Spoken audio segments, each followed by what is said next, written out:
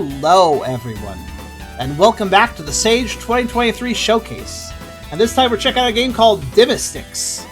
The description reads, Garagod, popular soda company and ruler of the entire world, has started the DEMYSTIX tournament, where the aim is to kill as many DEMYSTIX creatures as possible within a certain amount of time. The prize? An all-you-can-eat buffet with President Garag himself. But what is Garagade truly up to? There's only one way to find out. This is an arcade-style game in which the aim is to score as many points as possible within 2 minutes. This game includes single and multiplayer. Multiplayer is local only. 3 playable characters and an unlockable 4th character. I believe this is a demo. It is a demo. 4th character is not accessible until the full game releases. And there are 3 characters to choose from. I could read their backstories. Let's read it real fast. They're not that long. Marcia generally wants to make the world a better place, but she always lets her anger get in the way. She usually starts fights in every room she enters, and often takes things to the extreme. She entered the tournament in hopes of shutting down Garagade.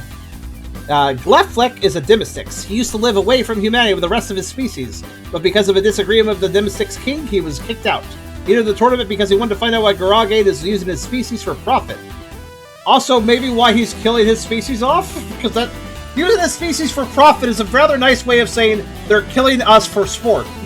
But alright. And then there's David. Nobody knows what David is or where he came from. He's oblivious to pretty much everything around him and prefers to mind his own business. He also likes food. David literally only entered the tournament because he won the all-you-can-eat buffet. Fun David fact. David has a tiny planet with real tiny people proudly displayed in his living room. The people on that planet treat David like a god. That is extremely weird for the bio to include. What the hell? Okay then. The attacks seem to be arrow keys, ZX, and C for A and B. Oh, there apparently are Xbox 360 controls, but this game ain't registering a controller, buddy. So yeah, I guess arrow keys, ZXC. All right, got it. Other controllers may work, but this is the only one I've tested. Oh! They only tested an Xbox 360 controller. I have an Xbox One controller. It doesn't work. So if you specifically have an Xbox 360 controller, you can play this as a controller. But if you have an Xbox One or a PlayStation or whatever, it probably won't work. Okay then, good to know. This game honestly does look pretty interesting though. It's an arcade-style game, has a cool graphical style, and the music is pretty swank. So let's see what we got here. Of course, before we begin, if you like the video, do you think about giving it a like? If you haven't subscribed yet, think about doing that as well. But if you really want to help out, think about coming over to Twitch. We're trying to reach a partner over here, but we need more viewers to do that. So if you want to come by, whether it's to work or to talk, think about doing so because it does make a world of a difference, and we honestly would love to have you. We also have a pretty cool Discord community as well if you want to check that out. Got a coffee link if you want to help directly monetize my content, and I have a merch store if you want to buy some cool merch. Links are all in the description. Check them out at your leisure. I'm being tongue-twisted because I spent 6 hours narrating that one detective game. I'm about spoken out. This is the last game for tonight, so, you know. Let's check this out, though. Who would still have a working 360 controller? I did for the longest time, but then it gave out on me, so... I actually like the 360 controller better than the Xbox One controller, but... I mean, you really can't buy them now, so... Let's start the single-player mode in it. Literally in it? Never seen anybody say that. Story, practice. You play all the stages from start to finish in it. You suck at the game if this is the mode for you. This is the mode for you in it. Why all the in it? Let's do story mode. So this is a demo. I don't know how many stages it has. So Marcia, David, what the hell? And then Reflick. Reflick is apparently one of the species that is being used in the tournament. Let's play as him. He looks kind of neat. British. Very British. What does in it mean, though? I forget the intention of it. Dude, he looks like a Mega Man X creature or something. No, more like Mega Man Zero, actually. Okay, so we have screen warping. Shoot bullets. Oh, that guy bounced off the other guy. What a jerk.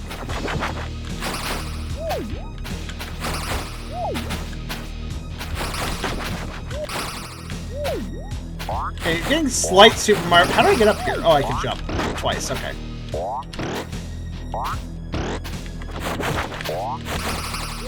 It's actually kind of hard to avoid damage, I gotta be honest.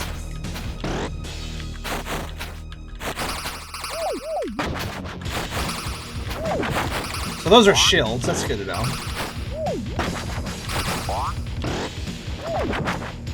And enemies kind of just spawn wherever they feel like. There's a small warping in animation, but it's very quick.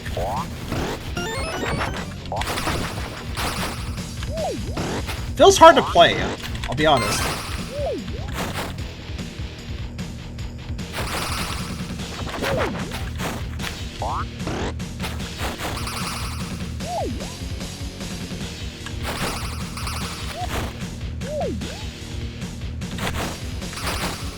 Also, my shots dissipate, but they go much further after they disappear, weirdly enough.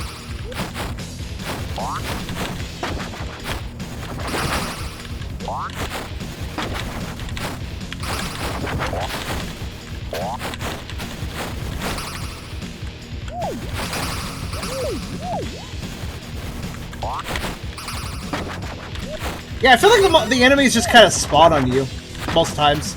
This feels really unfair. This makes me think of, like... You know what this makes me think of? This makes me... It kind of plays sort of like... It plays sort of like, It sort of plays like the original Mario Brothers in a way, but the original Mario Brothers had enemies spawn in from pipes, where you could keep track of them, rather than just literally wherever the fuck they want. Not sure I like this design choice. There are apparently other moves I can pull off, by the way. Not that I really care. Oh, this screen's much bigger. This means this is probably more fair to play. Seems at least you take 2 hits, and there's always shields if you pay attention. The shields are invaluable, I would say.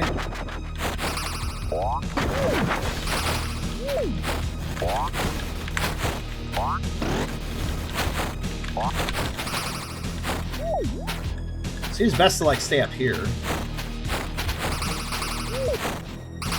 Yeah, I'm not sure. I'm not liking the gameplay loop. These guys can just keep jumping. Impressive.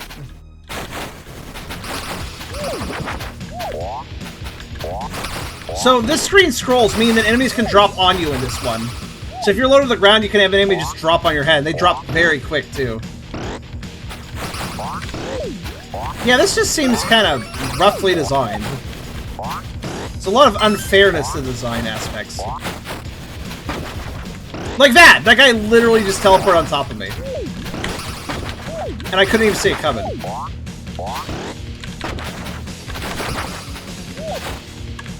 Yeah, this feels really bad, actually.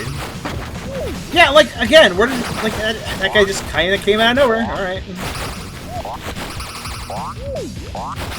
I'm really not sure what the design choice here was like. We're gonna have the enemies just, like, be able to spawn right on top of the player. It's gonna be a lot of fun. Like, there is a little bit of a warning. Like, briefly, they have a little, like, oh, they're teleporting in. But if you're... One, if you're staying in the wrong place, it's almost impossible to see it. And 2, even if you can see it, you have very limited time to react. And 3, the screen effects, you know, weird, like this, does not help the gameplay. So when time's getting low, like, you can get hit really easily. Yeah, this is really... I don't know why they designed it this way. I guess I gotta get enough points to, like, move forward. Or something.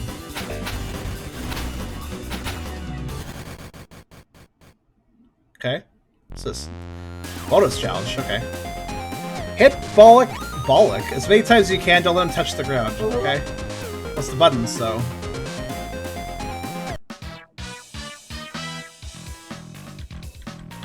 Oh,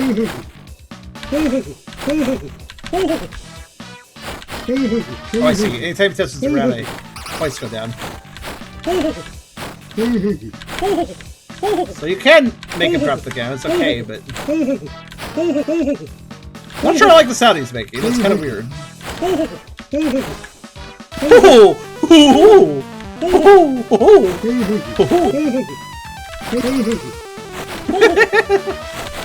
It is a sound, I'll say that much.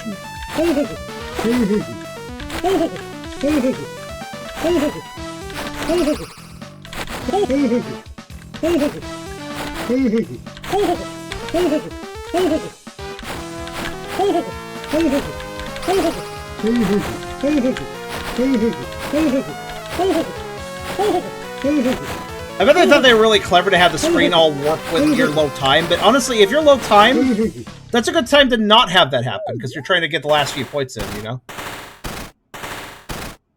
Okay. I guess tokens are lives, I assume? You sound like Banjo-Kazooie.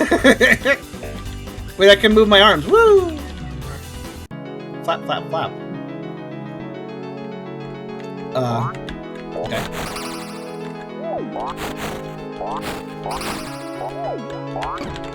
Oh, that's fun. Glad to just get randomly hit by things. That's very fun. So there's like a target score, but I feel like the harder part is just not dying. Shields are fucking vital to, like, not dying, too. Fucking hell, man.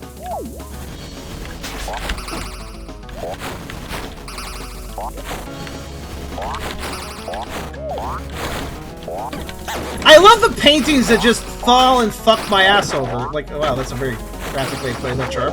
I'd get upset. Still by me. Yeah, the paintings are really fair, too. I really like how they just dropped out of nowhere, and sometimes they're huge and take a lot of effort to get away from. This is just a game of, yeah, fuck you. This is just a yeah, fuck you game. That's how I would define it.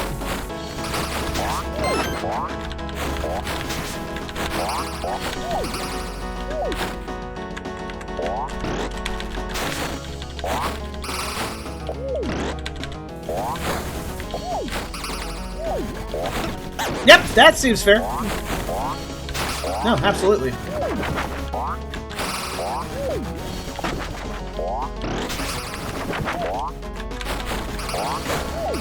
The power-ups are the only thing that keep me from actually losing all my lives. I think I have like 2 lives left at the moment.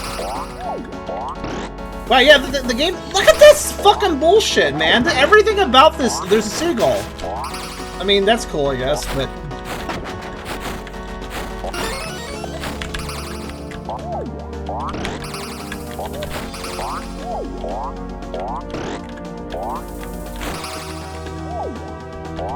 Oh god! Everything spawned at the same time!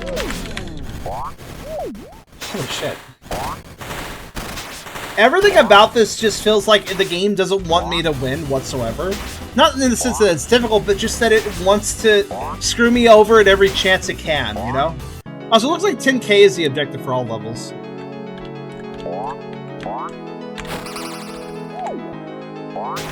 I'll just wait for things to come down here.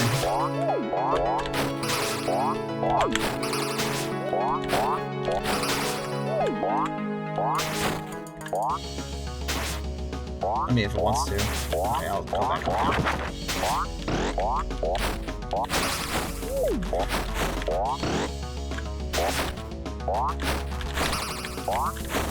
Like that spider too. It's just like I'm a spider. I'm gonna exist now. Like, okay, cool, nice to know.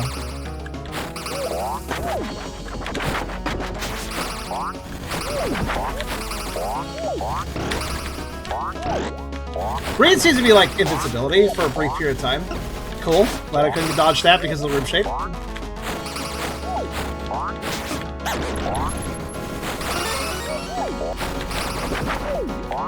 You do get extra lives. Every time you hear that sound effect, that's me getting extra life, so at least there are extra lives to earn, but...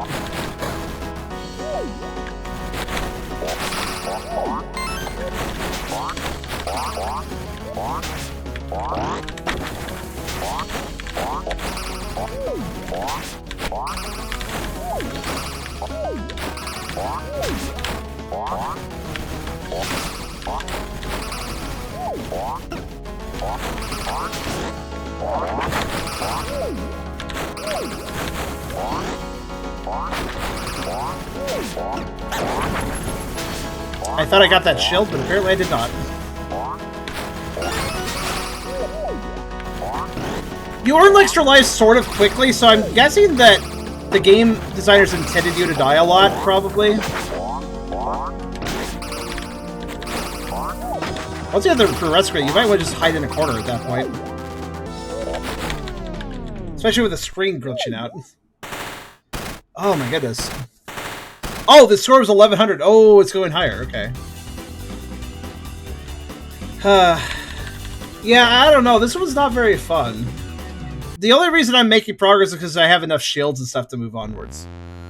Same one. Protect the statue, don't let the DEMYSTIX destroy it. Okay. I do. The minigames is a good idea, though. Are they going to warp in unfairly? Yes, they are.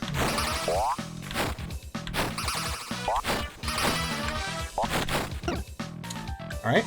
Wait, can I lose lives in this bonus game?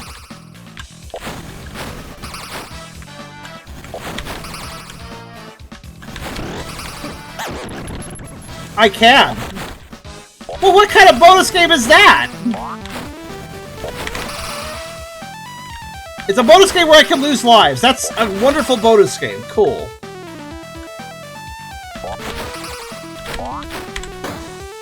Oh, he hit me instead of the statue. No, he hit the statue. Damn.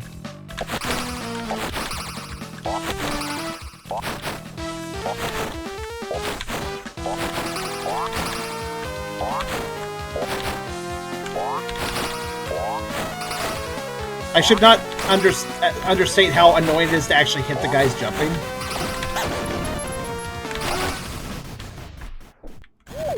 Well, I lost 2 lives. What did I get out of it? I guess I got 8 lives? Did I get 8 lives out of that? I don't know. Token's 8, it says. This enemy won't fuck off. This is the end of the road. Thanks for playing the DEMYSTIX Stage 2023 demo. The full game is planned to release sometime next year. We'll include the following 9 stages across 4 unique worlds, 3 boss fights, death duel mode, and a lockable character, unique multiplayer stages, other secrets.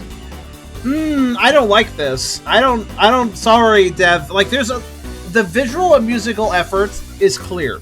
There's nothing really wrong with the animations, the graphics, the music. That's all fine. But the core gameplay here is... Like, I won, technically. I won the demo. I played every stage successfully. I did not lose all my lives, and I met our score every single every single stage there. But despite the fact that I won, it doesn't feel like I won, you know? Like, it felt like I just stumbled through it painfully until I got through it. It feels less like I won and more like I just pushed through, you know? It wasn't a fun experience. It was short, but in that short amount of time, it was just, oh, I've got to rush for the shield because of the inevitable hit I'm about to take. I got to get that shield before I take the next inevitable hit. And then I got to kill things quickly so I can get an extra life before I lose the next life. It was just... Dude, I'm a little disappointed because there's actually some pretty good visual and audio design here. But it's just not fun.